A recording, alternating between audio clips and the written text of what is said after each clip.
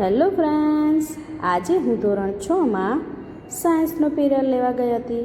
બાળકોએ કીધું કે અમને બીજ કેમનું ઉગે છે તે સમજાવો. એના માટે અમે એક કુંડું લાવ્યા. કુંડામાં થોડી માટી ભરી, માટીમાં થોડું ખાતર નાખ્યું. ખાતર નાખ્યા બાદ થોડું પાણીનો છંટકાવ કર્યો અને જે બીજ લઈને આવ્યા હતા બાળકો તે અમે કુંડામાં નાખ્યા. બધા બાળકોને કીધું કે હવે તમે જોજો કે કેટલા દિવસે આ છોડ ઉગી નીકળે છે. એટલા માટે બીજની અંદર નાનો છોડ છુપાયેલો હોય છે, એની આસપાસ ખોરાક ભરેલો હોય છે. પાણી શોષવું એટલે કે બીજને પાણી મળે ત્યારે તે ફૂલવા માંડે છે અને બીજનું કવચ નરમ પડીને ફાટી જાય છે. મૂળ નીકળવાની પ્રક્રિયા તો સૌ પ્રથમ નાની જળ બહાર આવે છે. આ જળ જમીનમાં પકડાય છે અને પાણી ખનિજને ખેંચે છે. બધા બાળકો ખૂબ ઉત્સાહિત હતા કે ક્યારે છોડ ઉગી નીકળશે, પણ તાત્કાલિક તો આંબો વાવીએ અને કેરી મળે એવું તો છે નહીં. એટલે બધા બાળકો ઇન્ટરેસ્ટથી જોઈ રહ્યા હતા. એમ તો રોજ બાળકોને કહું છું કે જેના ઘરે ખેતર છે, બગીચો છે, એ બાળકોએ પોતાના ઘરે નાનો અમથો છોડ પણ વાવવો. એટલે આ રીતે અમે બી નાખીને પછી થોડો પાણીનો છંટકાવ કરી રાખ્યો. બાળકોને કીધું કે થોડું થોડું પાણી તમારે 1-2 દિવસે કુંડામાં નાખી દેવું. એટલે એના માટે અમે બાળકોને સમજાવ્યું. ત્યારબાદ પાણી થોડું નાખ્યું એટલા માટે જમીન ઉપર નીચે કરી આપી, થોડી હલાવી આપી અને બી એક તુવેરના દાણા 3-4 નાખ્યા હતા અને બીજા 2-4 બીજ નાખ્યા હતા બાળકોએ, જે સુંદર રીતે કેવી રીતે ઉગી નીકળે છે.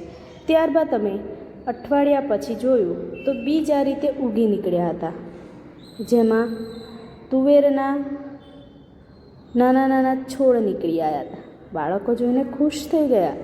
પ્રોસેસ આખી સમજી ગયા કે આ રીતે છોડ ઉગે છે.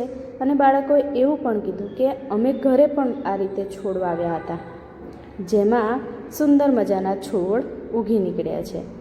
તો વારાફરતી બધા બાળકો ક્લાસમાંથી આવીને આ રીતે છોડને જુએ છે અને પાણીનો છંટકાવ હવે જાતે જ કરવા લાગ્યા, કારણ કે બધાને ખબર પડી ગઈ કે છોડ ખૂબ સુંદર રીતે ઉગે છે.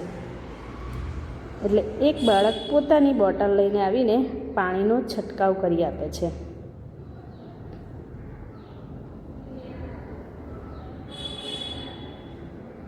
સમય જતાં આ છોડ મોટો બને છે. એમાંથી આપણને ફળ, ફૂલ અને બીજ આપે છે. એટલે કે બીજ, જળ, નાના પાંદડા, છોડ અને મોટો છોડ થાય છે.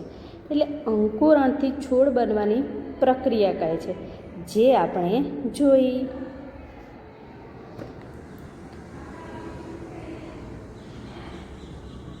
સૂર્યપ્રકાશ, હવા, ગરમી એટલે કે બીજને સરસ રીતે હવા, પાણી અને ગરમી મળી રહે, સૂર્યપ્રકાશ મળી રહે તો અંકુરને પાંદડા આવતા પ્રકાશની જરૂર પડે છે, જેથી ખોરાક એ બનાવી શકે. અને આ રીતે ખૂબ સુંદર રીતે છોડ તૈયાર થઈ ગયો અને બાળકો છોડ જોઈને ખુશ થઈ ગયા.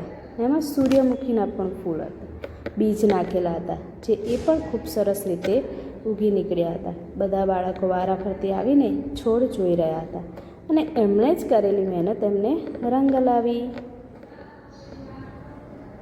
તો આવી અવનવી નવા એક્સપેરિમેન્ટ જોવા માટે લાઈક, સબસ્ક્રાઈબ એન્ડ કોમેન્ટ કરો અને તમને અમારો વિડીયો કેવો લાગ્યો તે જણાવો. Thank you.